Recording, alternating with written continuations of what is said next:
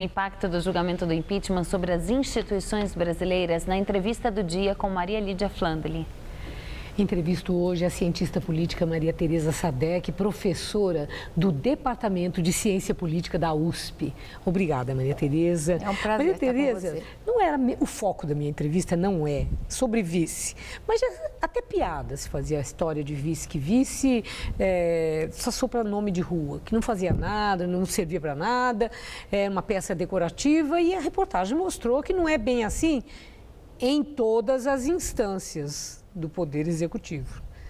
A história mostra isso e atualmente estamos vivendo a circunstância do impeachment. Que cultura é essa que ninguém dá bola para o vice, não presta atenção no vice, e até como foi argumento, né, que Michel Temer, que com a aprovação do impeachment, se de fato acontecer, será o presidente da República, um vice, que hoje é interino, presidente interino, é um usurpador porque não teve um voto sequer, né? Existe, inclusive, esse tipo de argumento na defesa da presidente Dilma. De onde vem essa cultura, né, de o vice ser tão desconsiderado, digamos? Eu acho que tem questões aí que estão relacionadas a isso. Em primeiro lugar, porque você tem a chapa. E a atenção, em geral, é dada para a cabeça de chapa. E o vice, na maior parte das vezes, só se torna vice porque ele adiciona um partido, e é este partido que vai carregar com ele não apenas a militância, mas também maior tempo na televisão, maior recursos, porque você sabe que você tem um fundo partidário.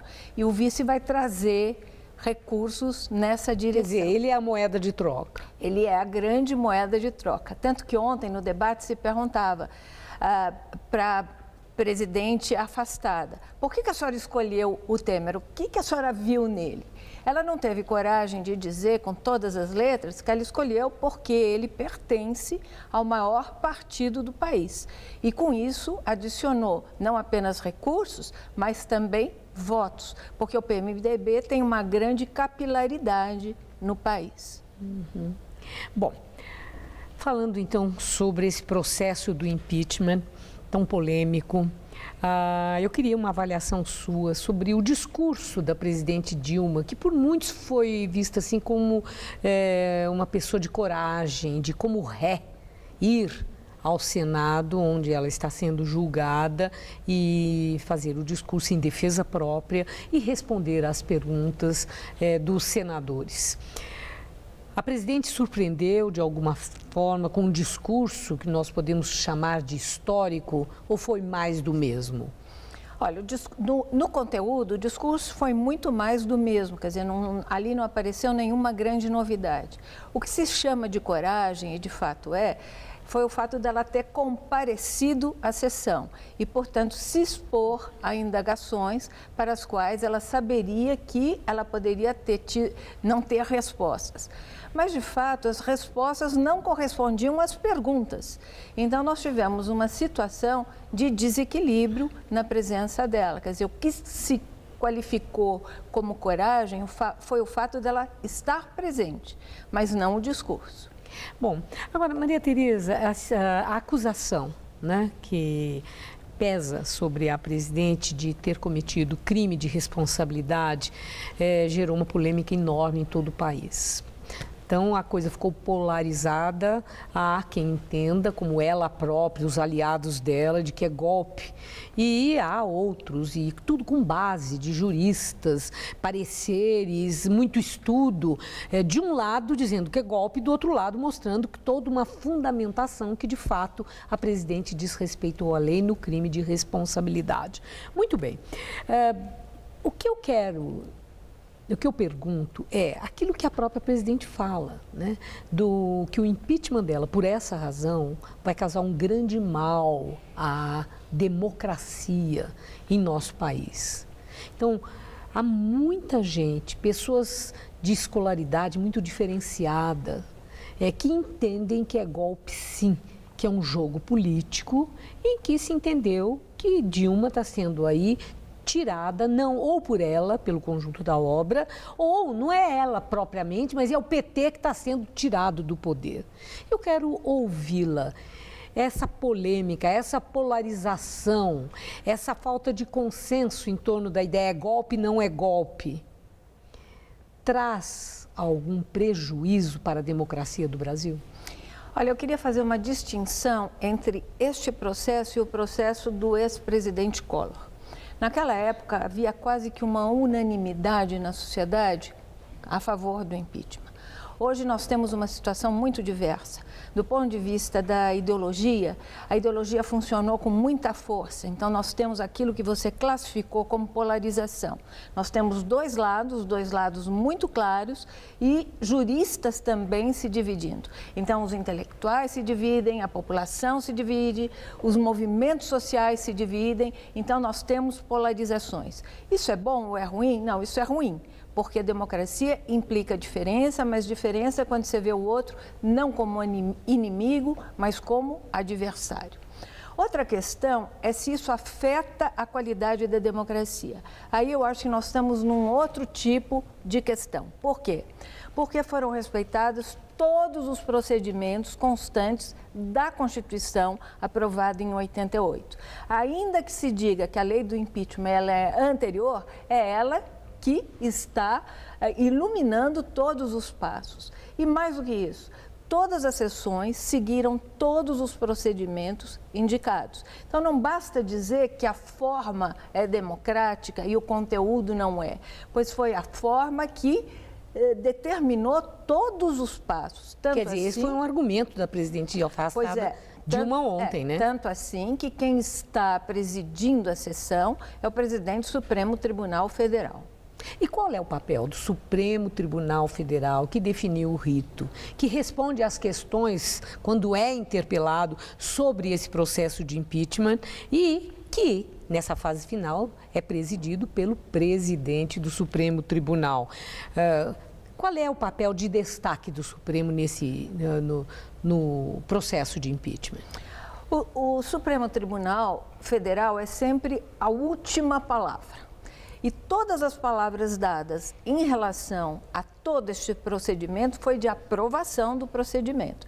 E cabe ao presidente do Supremo, no caso o ministro Lewandowski, atualmente, presidir as sessões. E ele está fazendo isso. Certo.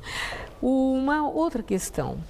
Depois que o Brasil voltou, recuperou, né, o Estado de Direito, resgatou, depois de tantos anos de ditadura, e nós tivemos eleições, e 4 presidentes da República foram eleitos, 2 deles reeleitos, Fernando Henrique e Lula, e cumpriram os mandatos, terminaram os mandatos. Muito bem. E 2, Collor sofreu impeachment e Dilma está à beira de sofrer o impeachment também. O que explica isso? Num período de tempo de 25 anos, mais ou menos, nós temos 4 presidentes eleitos, sendo que 2 passando por um processo de impeachment. O que é isso no Brasil? É a inconformação pelas derrotas nas urnas? Seria isso? Como é argumento daquele que está sendo alvo do impeachment? É uma inconformação da elite, quando ela sente que ela pode ser perdedora, como argumenta no caso da Dilma? O que é isso? Eu acho que nós temos alguns aspectos aí. Em primeiro lugar, nós temos a lei de responsabilidade fiscal e quanto mais nós nos aproximamos do presente, nós vemos uma questão que eu acho que é muito relevante. As leis importam, as leis têm que ser cumpridas. E, por outro lado, você tem uma grande mobilização social a partir da mídia. A mídia toda se envolve muito com essa questão, as questões são abertas, tudo é muito mais transparente do que era no passado. Então, esta mobilização tem impactos. E qual é o impacto? Nós tivemos movimentos de rua, nós tivemos a mídia se posicionando, nós tivemos a classe política propriamente dita se posicionando. E isso tem impactos. E o primeiro impacto grande é que você questiona atos do Executivo, do Legislativo também. A última questão, rapidamente. A presidente Dilma reiterou que ela vem insistindo desde o momento em que foi aceito o pedido de impeachment na Câmara Federal, que ela estava sendo alvo de um golpe. Entretanto, dentro do rito, ela correspondeu a todas as exigências. O advogado de defesa, ela teve amplo direito à defesa, compareceu em todos os momentos em que isso estava previsto pelo rito, da mesma forma que ela optou por ir ao Senado, fazer a defesa própria com aquele discurso candente de ontem e estar à disposição dos senadores. Indo ao Senado, defendendo-se, colocando um advogado para defendê-la, a presidente legitimou aquilo que ela chama de golpe? Claro, ela legitimou o procedimento. Tanto é que ontem mesmo ela dizia, caso eu venha a ser condenada, eu vou fazer ainda um apelo. Quer dizer, ela pronunciou, ela já antecipou o que ela fará caso ela venha a ser condenada. Ou seja, ela está respeitando as instâncias e não está se conformando com a movimentação. E nós temos mecanismos para isso. Se ela quiser, ela vai ao Supremo ainda. Quer dizer, eu duvido que alguma coisa... Como admitiu a hipótese. Como ela admitiu essa hipótese. A probabilidade é muito baixa que o Supremo Tribunal Federal venha a declarar nulo um procedimento da Casa Legislativa, que é o Senado, a quem cabe este julgamento. Agradeço muito sua entrevista, muito obrigada pelas informações importantes para a nossa reflexão. Uma boa noite, obrigada. Gamberini.